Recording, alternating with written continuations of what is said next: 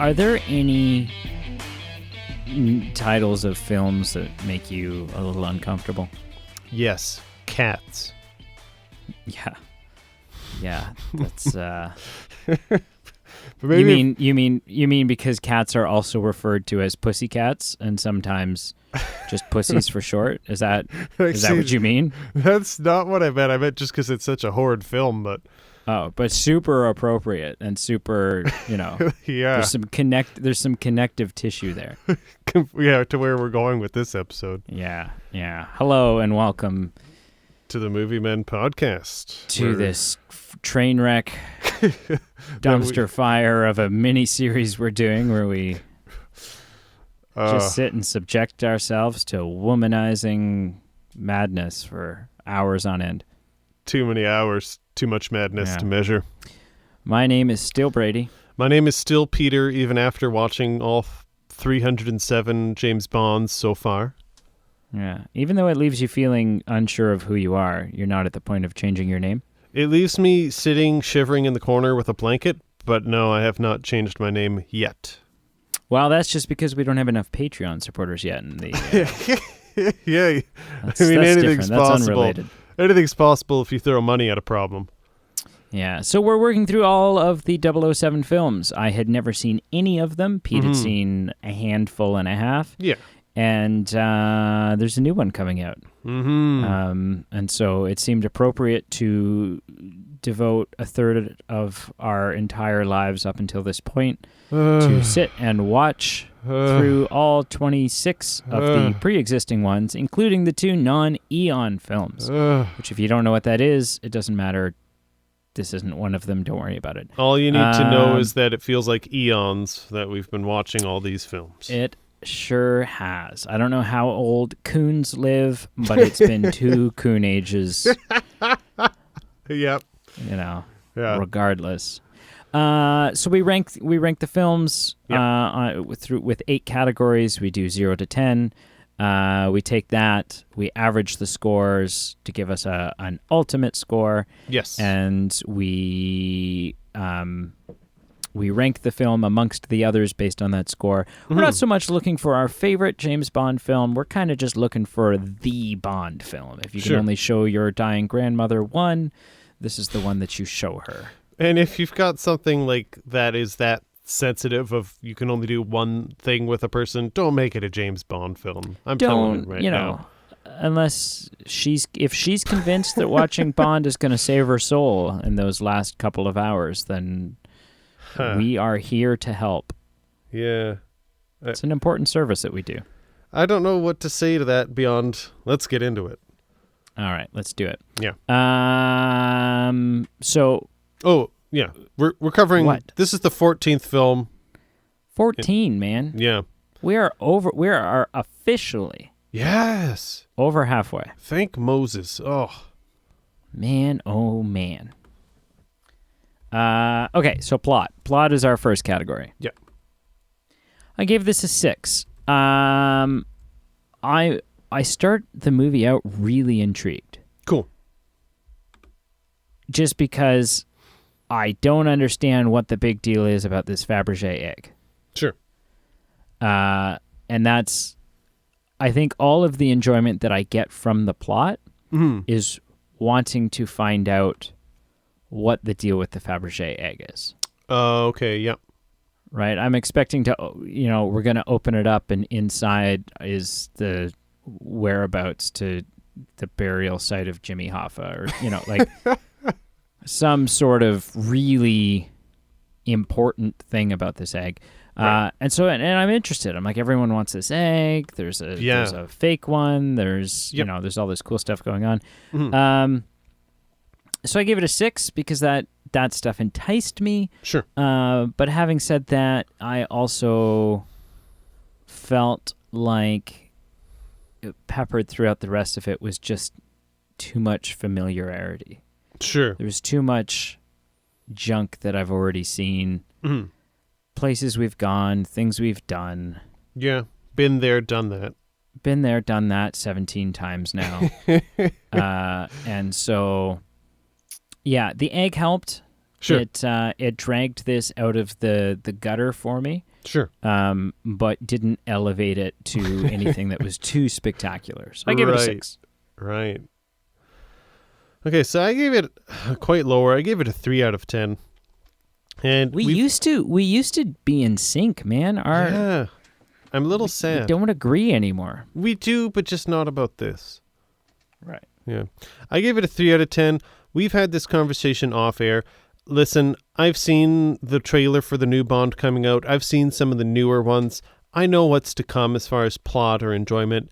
And some of these old clunkers, not all of them, but definitely some the rut that we're in right now, it's a bad ratio of just length of film to enjoyment, and the enjoyment wasn't there for me. Of note, just some things that I thought I want to talk about with the plot. I feel most good films, action, drama, even romantic comedy, the best ones always begin with a clown running in the woods being pursued. I think that's kind of like the template for a good film. I think. That's why I enjoy Finding Nemo so much. But yeah, with this plot, insert another underlying Cold War plot theme. Of note, I don't understand. I've not been to a lot of casinos, but is Backgammon truly a casino-worthy game? Like, I think it's something old men play in the park, but I don't think it's like a high-stakes game that people watch each other play at a casino. I just don't think it's there. I don't. Not for 200,000 rupees. No, and not for something that's so obviously someone is using a loaded dice where, like, he lowers his hands below the table and, like, grabs a fixed dice and no one is picking up on it. Yeah. I feel like this film really relied heavily on the 22-minute sequence where Bond is just walking down a road unsuccessfully trying to hitch a ride on, like, with passersby. And the cherry on the cake for this film, and it had me going, is this where we're at with this series? We've got Bond running around in a circus, in a clown suit, trying to be the voice of reason to us and the U.S. base commander, trying to convince them of the impending dangers to come. And I literally just wanted to look at myself in the mirror and said, what are we doing? Like, what are they doing? What is happening? Is this movie over? So I gave it a 3. That leads me to a really interesting question. Please. Did this feel like a Bond film to you? I don't know. Because it didn't to me. Yeah, I mean, I don't know what that question means anymore, but I'm open to the question, right? Okay. Yeah. Our next category is portrayal of Bond. Yes. I gave this a 5. I'm cool. Fatigued. I'm done with Roger Moore. I'm ready to. Our next episode, we're going to get the ultimate womanizer back for a non-Eon film. Yep. Do his voice. Come on, bring it out. Bring out the voice. No. Okay. In the next one, there's going to be a very heavy return and dominant presence of the Sean Connery voice. Thank you. We've been waiting. But not now. Yeah, okay. Not now. Okay.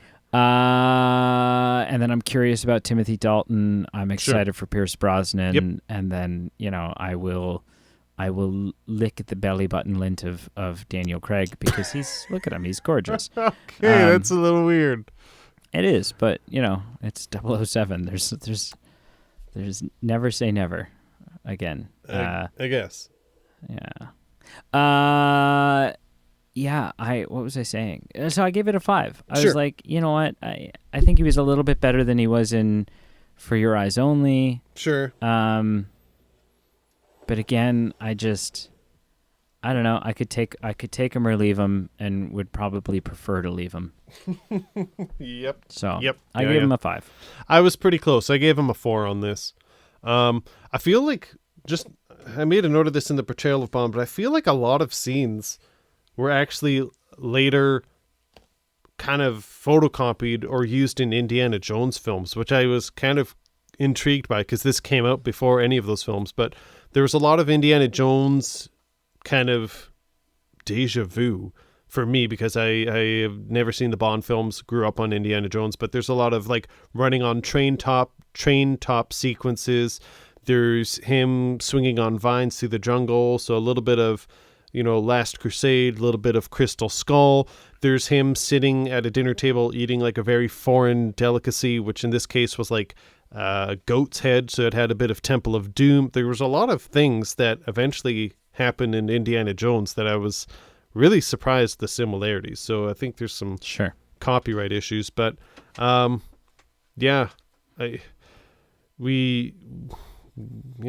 know. I just feel like against medical advice, Bond rips off his casts and external fixation devices to keep the streak alive at the end of the film and just gets frisky on a boat for the sake of it. Sure. Yeah. I mean, you got to do what you got to do. He is James Bond. Yeah. If there's a boat, you know what has to be done. So I gave it a 4. Some men go water skiing behind boats, but not our guy.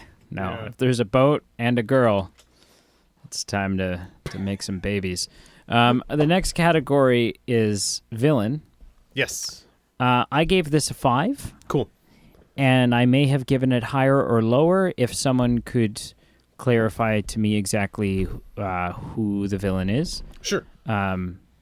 Because I'm not even sure. I don't know if it's Octopussy.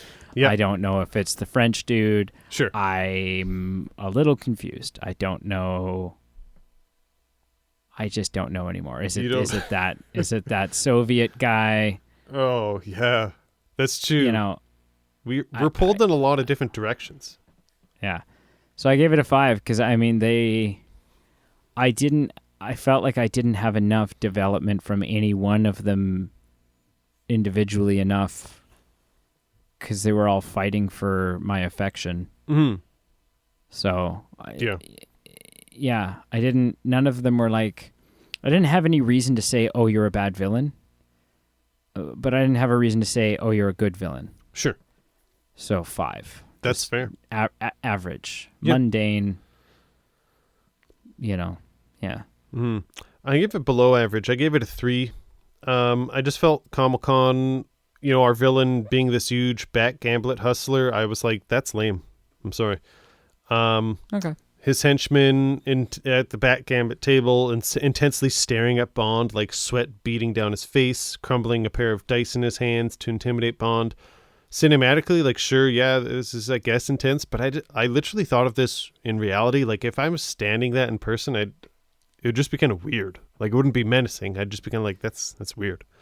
What are you doing? Yeah, like, what are you doing here, guy? Yeah. I thought it was weird. We have like the villain on a ship being rowed by a bunch of women. Seemed super random. And just from a story-wise point to wrap it up, there's a nuclear bomb or some type of bomb device that's about to go off at a circus. And our villains cut it way too tight. Like, they were at this circus like within minutes of the bomb going off, and then their plan is to like get up and leave partway through. Like, I just feel like there's a chance something could go wrong, so you're going to get stuck in traffic and be within the blast radius of the explosion, or just stuff goes wrong, like the wire clicks a bit too soon and you're still eating popcorn in the front row when it goes off. Like, I felt like that was just quite silly. So nothing really blew me away, and I gave it all a 3 out of 10. Okay. Next we have gadgets. Gadgets. I gave this a... I'm trying to read my own notes here. I gave this a 6. Wow. I thought it was definitely better than For Your Eyes Only. Sure. We've got the pen that has acid in it. Yep. So that's kind of cool. That's cool. We've got the plane at the beginning. I think the plane is really cool. Sure. That he's got the jet plane that's hidden inside the horse trailer. Yes. That was exciting to me. Mm-hmm. I don't know why. You're underselling it. Like, out of that. It's literally the horse's ass plane, because like the horse's rear end lifts up and you realize it's a fake horse and like a jet comes out. Yeah. So that was exciting for me. Sure. Yeah. Cool. Yeah. I gave it a much lower score as well. I gave it a 3 out of 10. I wasn't that blown away with the horse jet. Of note, I thought this was cool. Moneypenny has a desktop. I just Yes. Doesn't have any plot significance, but I thought that was cool. Well, yeah, because I'm constantly looking at them and I'm like, what do you do at that desk all day? Yeah, right? Yeah. Like, what did people do before there were computers? What did they... There's only so much actual paperwork that, like, if you're not checking emails and stuff, like... I guess she was filing. What do they do? I don't know. Maybe she did some research with an encyclopedia. I don't know. I guess. Good Lord. Finally, Bond literally using a stealth camera to zoom in at an employee's cleavage. I was like, fire his ass. He is inappropriate.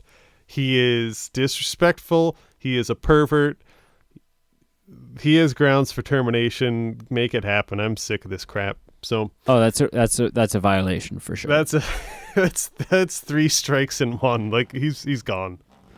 Yeah. So and then like, what kind of work environment is it where the girl who has her cleavage zoomed in on seems kind of, she's like, ooh, right. He zoomed in on my cleavage. Like, yeah. Are you intentionally hiring people with this mentality, or is the workplace fostering this kind of mentality? Yeah. Mm-hmm. Fights in action.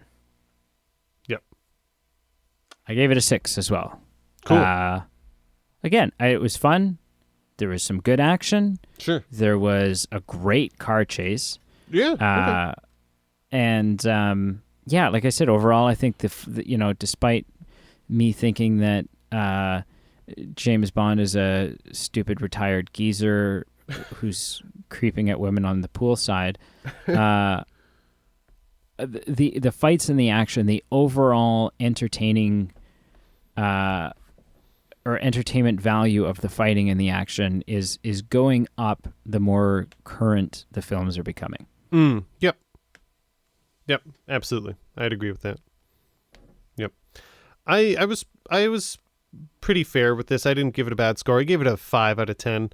I had some questions for sure. I mean, there's an action sequence where Bond pulls the ripcord on parachutes of soldiers, and they're on the back of a truck, and then they just get dragged off by their parachutes. And I just wondered, is that standard protocol that non-airborne military personnel just wear parachutes while on the ground? I don't know. There was a scene where Bond walks through literally a wall of spider webs in the jungle, and there were like hand-sized spiders on him. That intellectually this concept is terrifying, just cinematically didn't convince me. And there was also this weird assassin who, I'll describe it as like, it was like a saw blade on a yo-yo string. So it was essentially like a big yo-yo that had a saw blade on it that he would kill people with. So like a deadly yo-yo blade. And it just got a little tiring conceptually. And just in general, assassins in these films, like, just use a gun. I'm sick of just using things that give people ways of escape. It's very gimmicky. Put your hat down. Yes. Don't throw your hat. Your hat's not. Your hat's isn't not a razor blade. Don't put it down. Don't use your teeth. Don't bite them jaws. Like, just use a gun. Don't put like venom in like a straw and like string it across the room. Like all these silly things that give Bond 27 escape routes. I really hope Jaws is going to make a return at some point. I feel like he has to, but maybe because he's definitely still alive, unless we drop him down a smokestack. Maybe he's just settled down with that gal. He's like, you know what? There's more to life than killing and eating sharks raw. I'm gonna start a family. I do not want to see his children. Mm-hmm. Yeah. Bond girl. I gave this a 3. Cool. Again, I'm not really sure who the Bond girl is. I'm gonna guess that it's the girl with the Octopussy tattoo. I guess maybe. However, or Magda. I don't know if you picked up on this. Sure. When he notices the tattoo, mm-hmm. and there's a close up of the tattoo. Okay. It's not even like airbrushed on. It is obviously, it's the worst fake tattoo I've ever seen. It's a temporary tattoo. Oh, I didn't pick up on that. No. And you can tell it's like the 4th shot, because you know how like temporary tattoos have kind of like that, like milky skin kind of quality to it. Yeah. And you can see sort of the border because the skin's a little different. Right. And it's so bad. He's like, oh, what's this? And her answer should be, it's something I got in a loot bag from a birthday party I went to. It's such a bad fake tattoo. It's so bad. Yeah. And I just remember thinking, that passed? That was someone who was like, oh, yeah, that'll work. Honestly, someone could have taken markers and colored. Yeah. I'm not kidding. They could have taken Sharpies and colored a better tattoo on her. Yeah, for sure. Oh, for sure. Yeah. Yeah, I gave Bond Girl a 4 out of 10. I wasn't blown away. There was the sequence where, Bond goes, "What's that?" Points at a tattoo. She says, "That's my little Octopussy," and I shut the TV off and walked away. I guess I'm assuming... Wait, so you haven't seen the rest of the movie? No, unfortunately I did. Magda, I guess, who is the queen of the Sisterhood of the Smuggler Traveling Pants, who... At first, I thought was introduced in a way that she's a woman of power, and our kind of villains are kind of afraid of her, or at least he's like, you know what, you've made up your mind. I'm not gonna agree with you, but I'm not gonna disagree with you. I fear you, and I'm like, oh, we've got a bit of role reversal for women portrayed in a film that's 40 years old. But eventually, she just was easily seduced by Bond and kind of fizzled out. Gave it a 4 out of 10. Wasn't blown away. Okay. Supporting characters. I gave this a 4, which is up a little bit from the 2 I think I gave in the last one. Mm-hmm. We have M. M is back. Yes. Inexplicably. I guess. He was gone for a bit. But this M sucks. I don't like this M. So yeah, it's still only just a 4. Moneypenny's still around, but we have a new Moneypenny. I mean, a Moneypenny apprentice. Someone, some fresh. I don't want to say meat, but that's how Bond's going to treat her. That's how Bond, he tunes in. He's like, oh, who are you, Moneypenny? And then Moneypenny comes out of the broom closet and is like, that's not me, James. Yeah, I can tell you're going to fit right in here, yeah. I don't know. That doesn't sound anything like Roger Moore. No. I just turned him into a creepy little Australian guy. Oh, yeah. Oh, you're going to fit in right well, yeah. Going to fit in right well. You call that a knife? Yeah, I don't know. I give it a 4. I was like, Q's not doing it for me anymore, and I don't know why. I think it's because in this one, there was a close-up of his hands, and the dude needed to trim his fingernails. And I'm like, he had the old man fingernails when they reach the point where they just don't care or realize anymore. And it's like, dude, get a file. Right. So, yeah, between being a shitty M and Q having, acrylics on, it didn't do it for me. Yeah, that's fair. You know what? I gave it a 7 out of 10 for supporting characters. I'm not sure why. I must have been in a generous mood, but I've got in caps here. Q is back in the lab, and I'm getting to love these scenes. In otherwise dreary bunch of films, I'm appreciating that. I think I've gone easier on supporting characters. I've just been at peace where as long as Q is present and he's entertaining, I've lowered my standards, and that's enough for me. And the ladies like EQ. They do. They were all over him. Q is, he's hot to trot. Mm-hmm. They're not looking at his fingernails. No. Bond song is next. It sure is. I gave this a 4. Cool. I didn't think it was bad, but for some reason I was getting 80s sitcom theme music. Oh, yes. Vibes. Yes, they did. That's good comparison, yeah.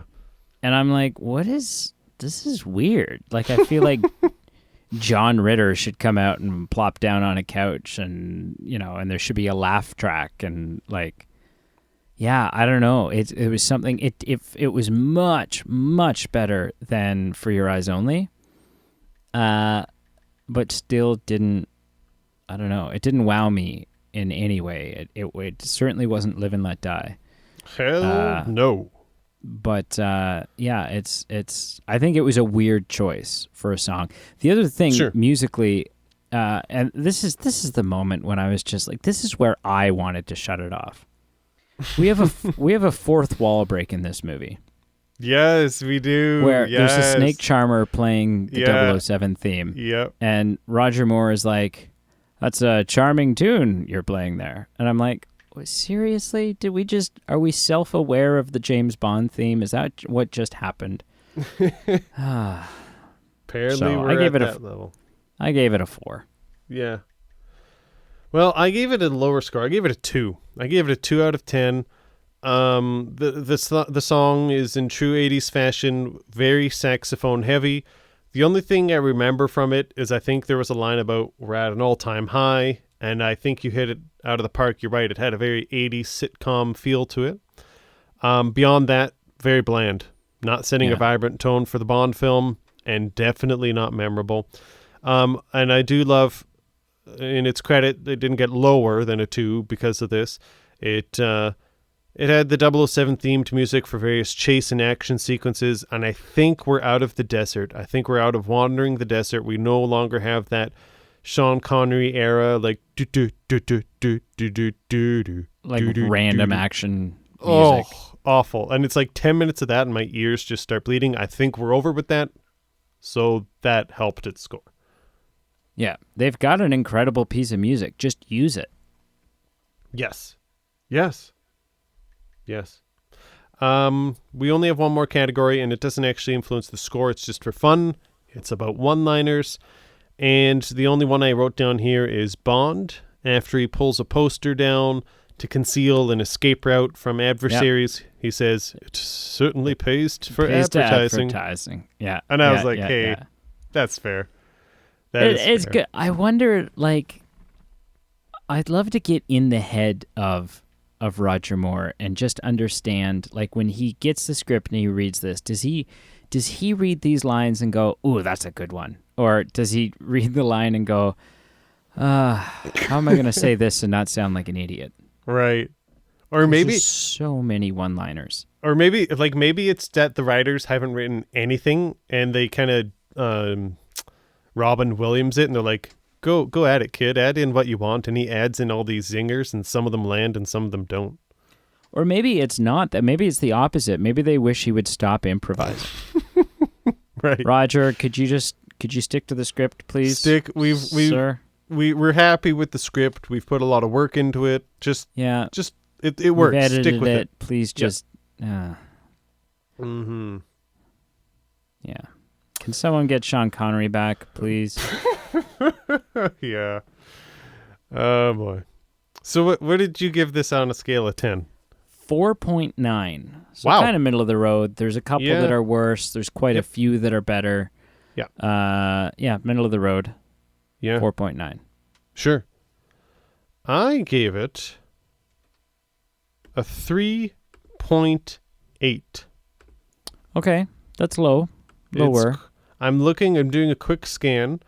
Of the 14 films we've watched, it's the third lowest. So it's okay. So Thunderball.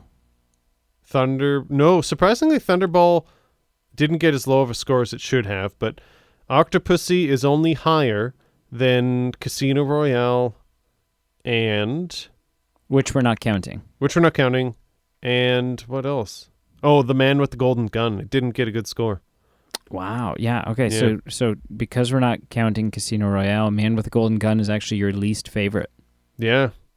Which sounds weird to say because I loved the Christopher Lee aspect, but there was just various reasons that obviously that score must have that movie must have deserved that score from. And because we're not counting Casino Royale. Man with the Golden Gun is actually my highest scoring. Wow. Yeah. Interesting. That's interesting. There's some conflict there. Yeah. Where do you think this film ranks in all the James Bond films as far as the tomato meter? I think it's top 10. Okay. Wow. And the only reason I think that is because it's Yep. it's a more iconic one. I know of Yes. it, and so it Yep. must be held in high regard. Fair enough. It's not. Okay. And I'm not, for me, that's good news because I didn't like it, so I'm glad it's not top 10. Yeah. That would Well, be I don't think it not deserves top 10. That No. was my assumption. Yeah, I know, and I know what you mean. I hear it. I feel it's one of the more better known names anyway. Yeah. Yeah, well, there's a reason. It's in the bottom 10 or the bottom interesting. third. Okay, so what's remaining in the bottom third?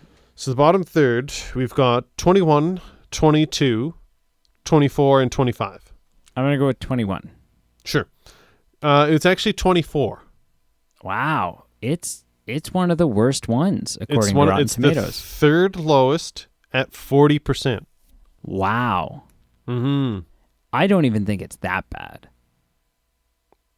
So that's interesting. Yeah, I mean, I think it's bad, but definitely there's other ones that have ranked higher that I think should be closer to Octopussy. So I'd agree. It's not the worst, Yeah. but yeah.